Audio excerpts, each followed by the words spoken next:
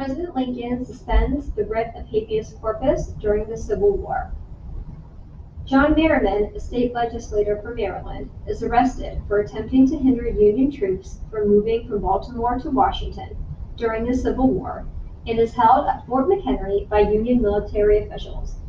His attorney immediately sought a writ of habeas corpus so that a federal court could examine the charges.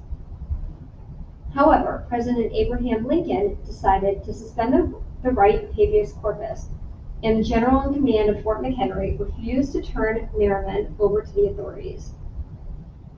Federal Judge Roger Taney, the Chief Justice of the Supreme Court, and also the author of the infamous Dred Scott decision, issued a ruling that President Lincoln did not have the authority to suspend habeas corpus.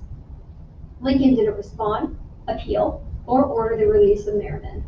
But during a July 4th speech, Lincoln was defiant, insisting that he needed to suspend the rules in order to put down the rebellion in the South. 5 years later, a new Supreme Court essentially backed Justice Taney's ruling. In an unrelated case, the court held that only Congress could suspend habeas corpus and that civilians were not subject to military courts even in times of war. This was not the first or last time that the U.S. federal government willfully ignored its own laws during times of strife. Hundreds of thousands of Japanese Americans were sent to internment camps following the attack on Pearl Harbor and America's entry into World War II. Some 40 years later, a U.S. Congressional Commission determined that those held in the camps had been victims of discrimination. Each camp survivor was awarded $20,000 in compensation from the U.S. government.